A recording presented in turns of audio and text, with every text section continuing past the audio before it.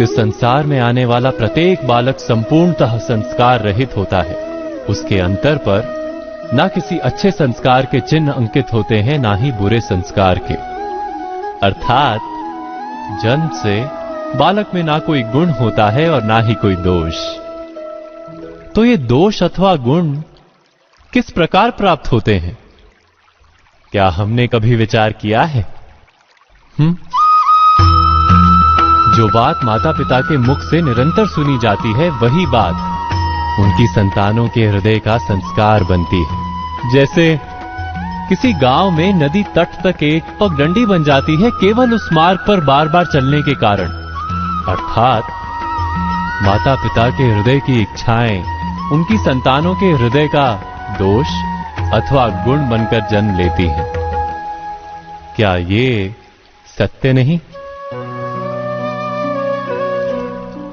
पर फिर भी जब उनकी संतानों में कोई दोष दिखाई देता है तो माता पिता आश्चर्य और दुख से भर जाते। माता पिता का हृदय ये प्रश्न करता है कि उनकी संतानों में ये कुसंस्कार आए कहां से।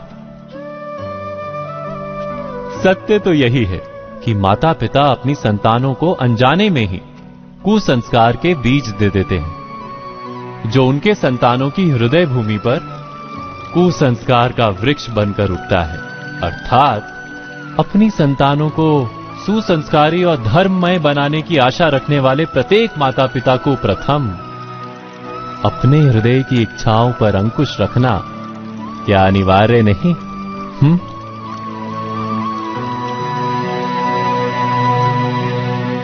प्रत्येक माता पिता इस पर विचार अवश्य कीजिएगा। मनुष्य का स्वभाव है कि वो स्वयं को, अपने परिवार को, अपनी संतानों को अधिकतम सुख प्राप्त हो ऐसी इच्छा रखता है। इसी कारण से हम सदा श्रम और कष्ट से अंतर रखते हैं, विश्राम और सुविधाओं को बढ़ाने का प्रयास करते हैं। स्वयं अपने जीवन का विचार कीजिए, क्या ये सत्य नहीं कि हम अपनी संतानों के लिए सदा ही विश्राम और सुविधा का आयोजन करते हैं?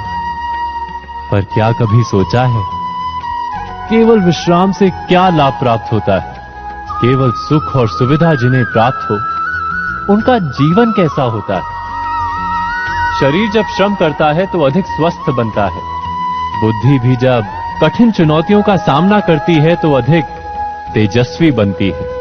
ये हम सबका अनुभव है, पर हम शायद ये भूल जाते हैं कि मन और आत्मा को जब कठिनाइयां प्राप्त होती हैं, तब वे भी अधिक बलवान होती हैं।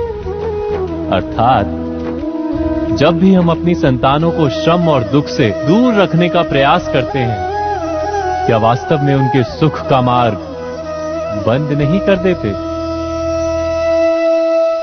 स्वयं विचार कीजिए। ज्ञान प्राप्ति सदा ही समर्पण से होती है, यह हम सब जानते हैं। किंतु समर्पण का वास्तविक महत्व क्या है? क्या हमने कभी विचार किया? मनुष्य का मन सदा ही ज्ञान प्राप्ति में विभिन्न बाधाओं को उत्पन्न करता है। कभी किसी अन्य विद्यार्थी से ईर्ष्या हो जाती है, कभी पढ़ाए हुए पाठों पर संदेह जन्मता है और कभी गुरु द्वारा दिया गया दंड मन को अहंकार से भर देता है। नहीं, क्या ऐसा नहीं होता? न जाने कैसे कैसे विचार मन को भटकाते हैं और मन की इसी अयोग्य स्थिति के कारण हम ज्ञान प्राप्त नहीं कर पाते। मन की योग्य स्थिति केवल समर्पण से निर्मित होती है। समर्पण मनुष्य के अहंकार का नाश करता है, ईर्ष्या, महत्वाकांक्षा आदि भावनाओं को दूर कर हृदय को शांत करता है और मन को एकाग्र करता है।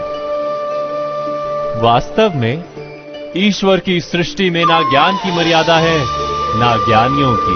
गुरु दत्तात्रेय ने तो गाय और श्वान से भी ज्ञान प्राप्त कर लिया था।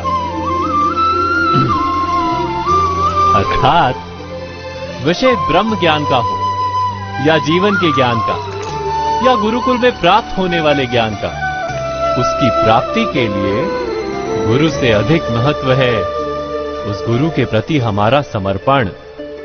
क्या ये सत्य नहीं? स्वयं विचार कीजिए।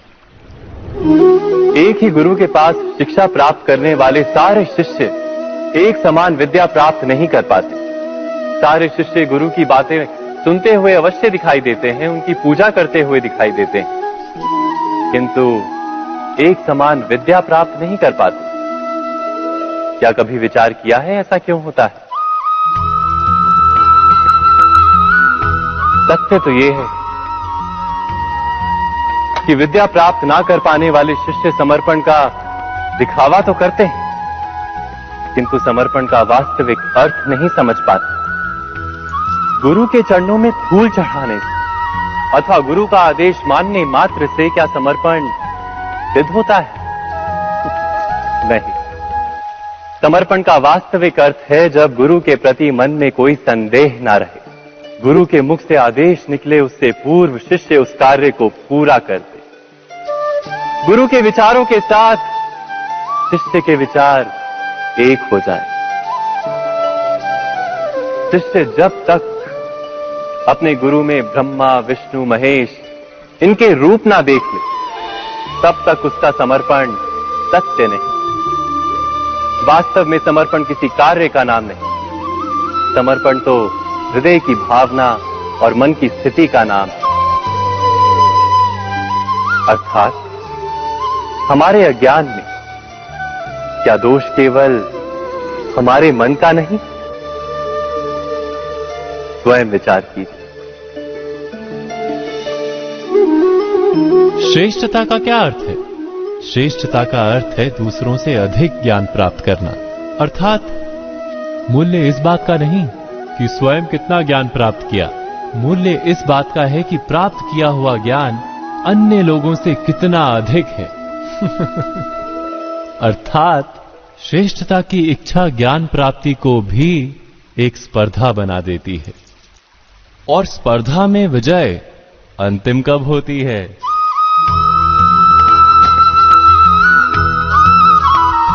कुछ समय के लिए तो श्रेष्ठ बना जा सकता है, किंतु सदा के लिए कोई श्रेष्ठ नहीं रह पाता। फिर वही असंतोष, पीड़ा और संघर्ष जन्म लेता है। किंतु श्रेष्ठ बनने के बदले यदि उत्तम बनने का प्रयत्न करें तो क्या होगा? उत्तम का अर्थ है कि जितना प्राप्त करने योग्य है वो सब प्राप्त करना, किसी से अधिक पाने की इच्छा से नहीं, मात्र आत्मा की तृप्ति हेतु कुछ प्राप्त करना। उत्तम के मार्ग पर किसी अन्य से स्पर्धा नहीं होती, स्वयं अपने आप से स्पर्धा होती है। अर्थात उत्तम बनने का प्रयत्न करने वाले को देर अबेर सारा ज्ञान प्राप्त हो जाता है, बिना प्रयत्न के ही वो श्रेष्ठ बन जाता है।